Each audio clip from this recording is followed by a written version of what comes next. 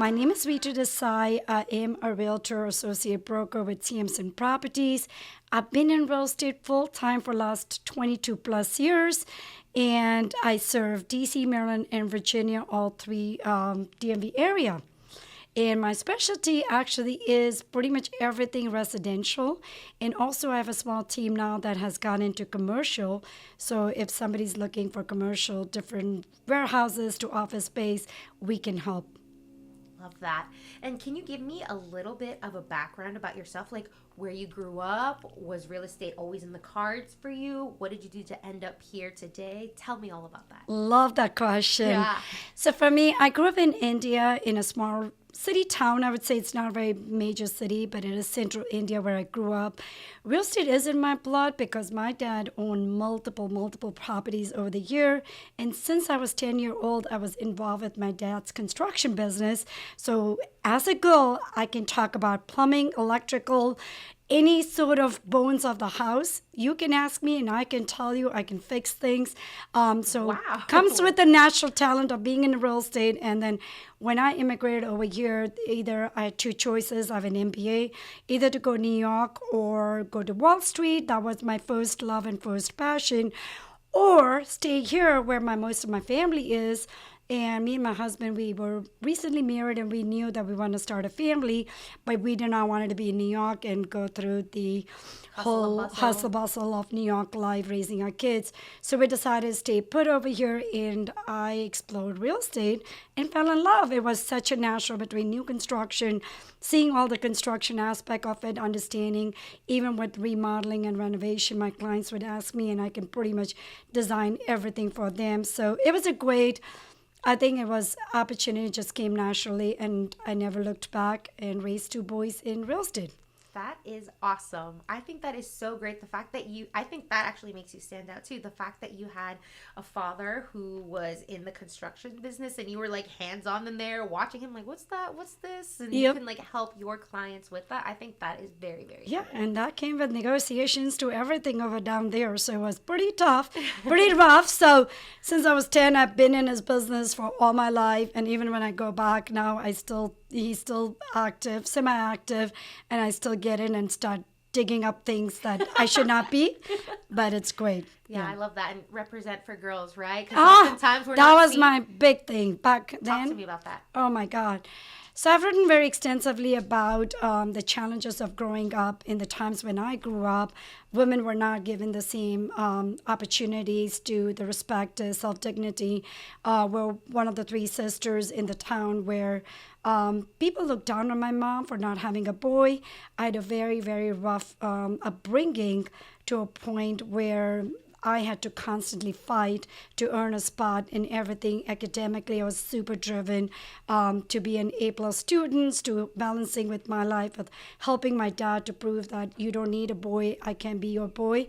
But the times I grew up in 80s, especially 80s, were very rough, where society just did not accept having a blessing to be daughters in the house, and my parents faced a constant challenge from a lot of people, from family to people everywhere around us. So it was pretty rough, but you know what?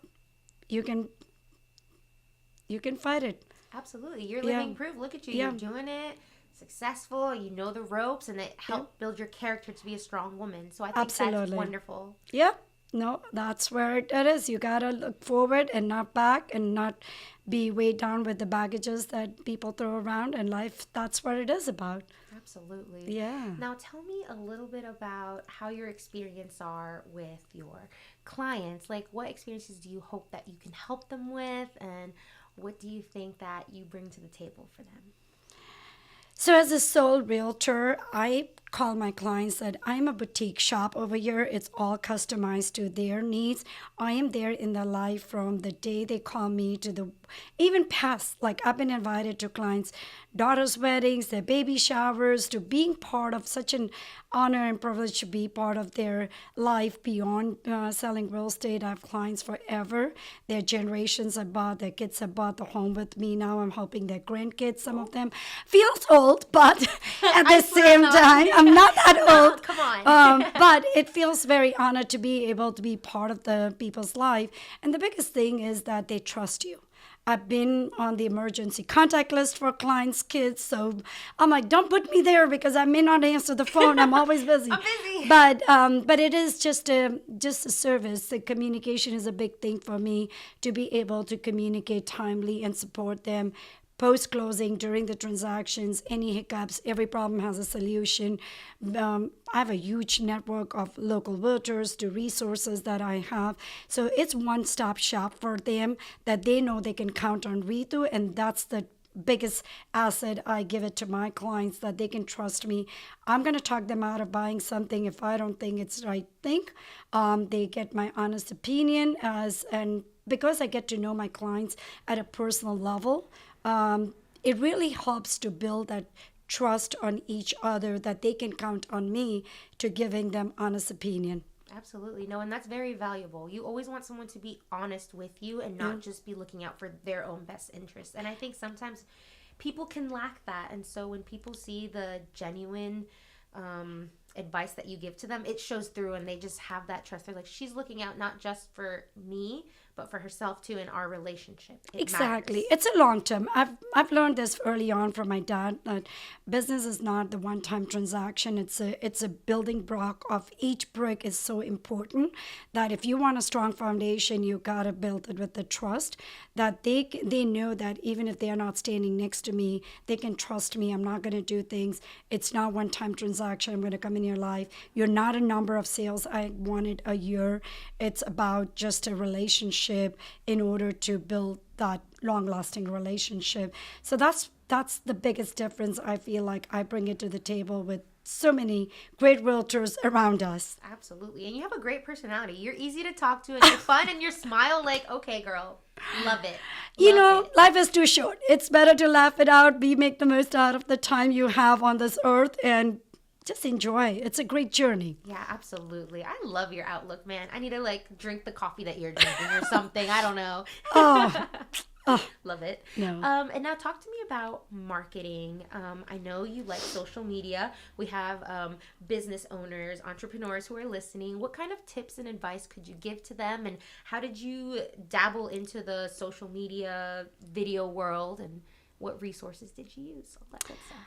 So I feel like as an entrepreneur, business people, we do have to adapt and survive. It's like every time it's a new technology, new things out there. I used to write blogs when nobody even wrote the blogs, because I felt like knowledge is such a powerful tool that people need to know, even if they don't hire me as a realtor, for me to communicate and let the world know, make a right decision. And especially real estate, people have so much emotion and most expensive purchase of their lifetime. So I want them to make that right decision. So education has been a big part of it. And I used media, whatever it needed to be. Back in old days, I used to write article on Loudon Easterner, if somebody remembers that old newspapers. And also I've written blogs from as early as 2005 and 6 when I started blogging on different platforms. And coming back to today's time, being relevant where the clients are, social media is the greatest asset. It doesn't cost money. Everybody owns a smartphone. Just start. Don't overanalyze. It's better to be done than not be perfectionist at some times. It's just be yourself. Honestly, be authentic. Like sometimes I'll be like, I don't like the way I sound, or I wish I had said something. I love the way she sounds, by the way. But it's just that do it. Don't just sit on the sideline. Don't be one of those people who are nervous. You may not build the overnight success in the social media. You may not have 10,000 followers. You're not Kim Kardashian or somebody. Just be who you are, and the impact you will make. There are times where I'll run into people and they're like, I know your voice. I'm like, where do you know from? It's like, oh, I knew I watched you something. They may not have done business with me, but that's okay. It's not about everything about getting that next business to you. Don't put that as a goal. Have your intention be, what do you want to be out there, and what do you want to convey to the people? If you were out there looking for being successful in the industry, or if you were going to hire somebody from your trade, what information you'll be seeking out there, and just speak to your audience. Be authentic. Absolutely. Amen. Yeah. Amen, sister.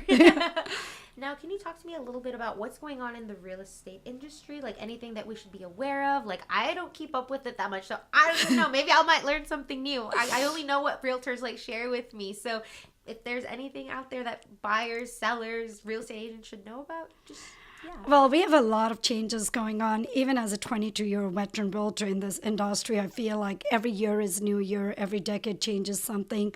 Back 2005 and 6, when the financial meltdown happened, we had to learn how to handle short sales, foreclosures, and just I feel like it's being able to be understanding and keeping up with the times. Right now, the biggest change is the NAR lawsuit settlement that's been going around, and it's a new way of doing business. It's just the new changes that we have to adapt, what we have been mindset and tuned to what we were doing, the way the commission structures were done. And honestly, I feel like this is what the rest of the world does. I grew up in India, and that's what NAR settlement, what the new policies and rules are in place, the way commission splits are. That's what my cousin in Australia, I helped her to buy a home down in Australia. Okay. And she was telling me how they were doing, and I'm like, oh, we do it this way, but I understood. And that's how they do it. We are just adapting the new way of what rest of the world, a lot of part of the world was doing. So it's all about not to be drained by the noises around you. You got to focus on what's important, how you can serve your client, and stay ahead in the business, because these noises can either bring you down, or you can just shake it off and move on and learn new skills and be out there helping what you do the best, what you know the best. Absolutely. Well said.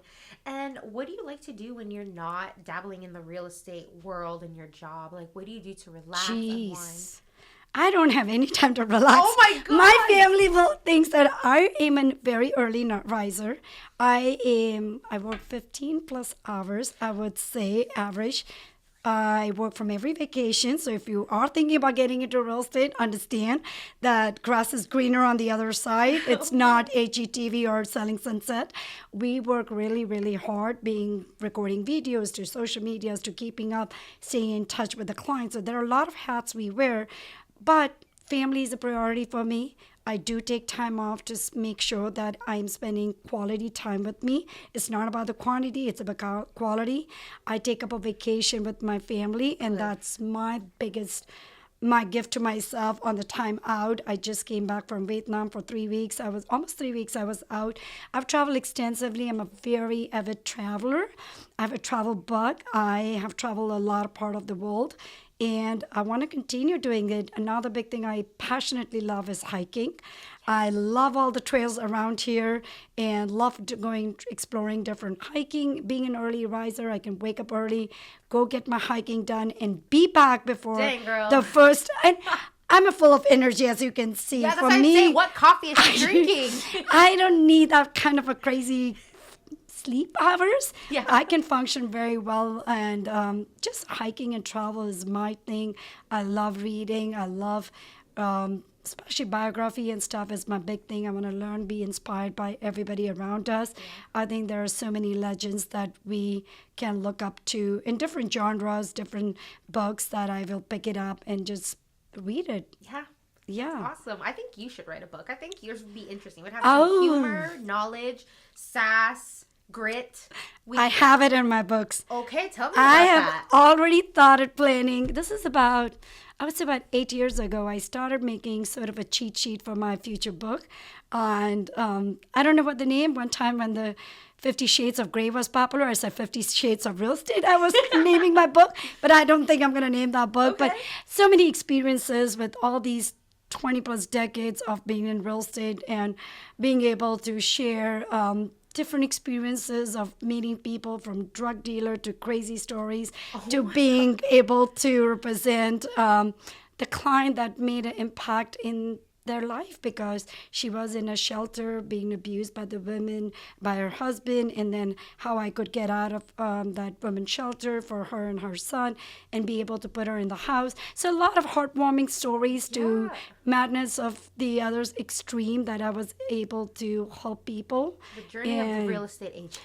something like that. Yeah, so I gotta figure. I may ask ChatGPT on the title, Yeah, there you go. but definitely it's something in my cards in future whenever I'm ready to a little bit downsize my time and Yeah. write it up. So No, absolutely. I think that's great. I hope you do. I will buy that book Oh. because I'm gonna support you. And I already like the story you told me about, like, right? You know when a movie's really good and it starts and it just gets like exciting already. There, I'm just like, yeah, this is a good movie. And sometimes you watch a movie and you're just like, when is something supposed to happen? I feel like you're the good movie because right when you come in, you're like, you know what?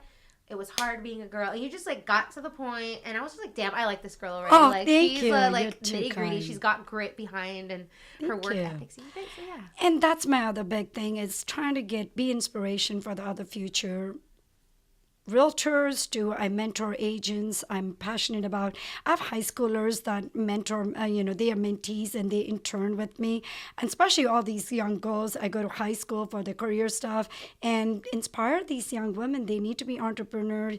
You don't have to be stereotyped into 9 to 5. Women can handle work-life balance. My husband was a great chef. He cooks. I don't even know how to cook, so Same. I'm not into cooking. That's not my thing. It's an art. Amen. Yes, exactly. Yes, it's an art. It's not my art. I'm good at what I do. I love being a foodie. I love eating. I love eating the food, but yeah, not me cooking too. it. Not cooking. So that's the balance, and I think that's what I want to share with the world, and especially the young women, that don't be caught up in this rat race because there's so much to life than just be caught up in being stereotyped, and especially the cultures that I come from, being an immigrant to being a brown woman in this area. That when the times I was in real estate, I went through a lot of hardships in regards to being what's the right word? Oh my God, different, and also being a brown person, being racially discriminated, big time. I had somebody call me brown poop one time when I was sure. Yes, there was a seller sitting there, and it's like, sell this home, you brown shitty people. Oh my God. Oh yes, that's what I'm telling you. Awful. My real estate book is gonna be including all these stuff, the journey I've gone through. It's just we've changed a lot in this area. We're more tolerant than we were 20 years ago when I was young and trying to make a mark in this industry. But I'm blessed. I broke a lot of glass ceiling. I represented myself in being part of the Northern Virginia Board of Director. I got a seat in there. I'm believer in having a code of ethics and holding the standard. I chaired the professional standard in arbitration. I sit on Virginia also with the risk management committee. So I volunteer a lot of my time in the industry that has given me so much to be putting my chin up and being able to survive and thrive a business. I love that. Powerful women, we need you. Seriously. Yeah. And I totally relate to like that where it's like women have to be a certain stereotype. Like, oh my gosh, you don't know how to cook. Like, how are you going to ever... I don't like to cook. I'm sorry. It's not my thing. And it's like, okay, I'm 30 and I don't have kids, but that's okay. I don't want to just because I was like 25 and I need to start having kids now. It's not for me. I don't want kids. And I love that you are letting other girls know that you don't have to fit into a mold. You can be yourself. You can be successful. You don't have to follow the same path that everybody's shifting for women or girls to be. Bingo girl, you nailed it. Exactly. You nailed it very well. Because that's the message I always try to convey with everything these kind of podcasts, or somebody's interviewing me for the magazines or news or something. I'm like, be yourself. Understand what you want in your life. For me, because of the background and the hardship I grew up in, proving myself, financial independence was so important. As a young girl, I made sure that even when I was meeting guys, with my parents were introducing me, I just asked them, would you let me have my own career? And if they said no, I'm like, next. Because for me, that was so important. Yeah. I knew that would be a biggest thing that I wanted to give it to my own kids. Even if I had daughters or son, doesn't matter. I'm blessed with 2 boys. I want my boys to see that women can do everything and anything they put their heart and soul in. It's a lot of work. There's no joke to it. The balancing is very, very difficult being a woman, but at the same time, it is doable. It is absolutely, yes. You have to put yourself through a lot, but if you are passionate, you can do whatever you want to do it. Absolutely. Go for it. Yeah. Great message. Where do you see yourself in the next 5 years as a person and with your business? So business, I do. I was choking my husband because we're empty nesters now, almost there. My youngest is off to college, so we're almost empty nester. And I was telling my husband maybe I should start talking about my exit strategy. And obviously, when I say that, my clients are like, "Nope, you're not leaving." You're not allowed to leave. No, but I do have exit strategy that I started about 5 years ago. I want to talk. I want to pass the torch to the young generation. I think it's good, but I'm not going to exit completely. I'm going to be more like a consultant or be available as a mentor to people, start coaching more, or be there for whatever comes next for these young. I don't feel like shutting the business and just vanishing and saying, who's Ritu next? So I do want to be there for somebody who needs me. I'll start coaching. I'll start being more part of and hoping the next generation take a bigger role in this. I love that. No, Yeah. we're in good hands. The next generation will be Yes. in good hands here. Hey, if somebody wants to be my mentee, I'll be more than happy to take them. Love that. And is there anything maybe that I have not touched on that you would like to share with the audience while I have you here? Like maybe any upcoming events that you'll be doing, maybe something new, a new website? So for me, volunteering is a big thing. I volunteer at this kitchen called Anasuda Kitchen. We're having a big event this Saturday at the Dallas Mall. It's a free event, so if you are free, join us. It's an Indian Independence Day event. And apart from that, for me, the biggest message I want to convey to other entrepreneur is be yourself, be authentic, support each other, man. We are not out there for each other business, but as a community, and even with all the macro stuff with the economy, everything going around, we're such a micro market. Every little movement makes a big difference.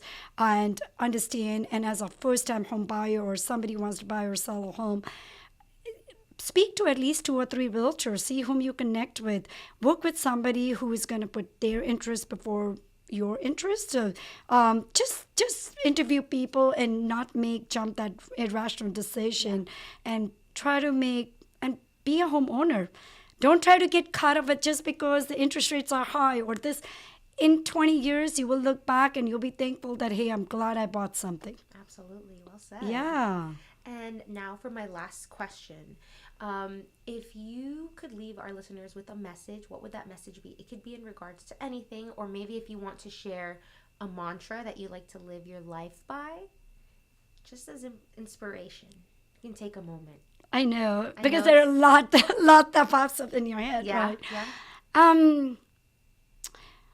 So I've always believed in doing what is true to you and true what you're passionate about. And even if there are so many obstacles that will come in front of you, honestly, those are just what makes you stronger. And I feel like do not give up just because some setback came, and be there because people have, there will be a reason why you're in somebody's life. And I truly believe in just don't stop yourself. Even if you fail, failures are great. Actually, failures are my biggest victory, I call it sometimes, because if I didn't fail, I would not have learned.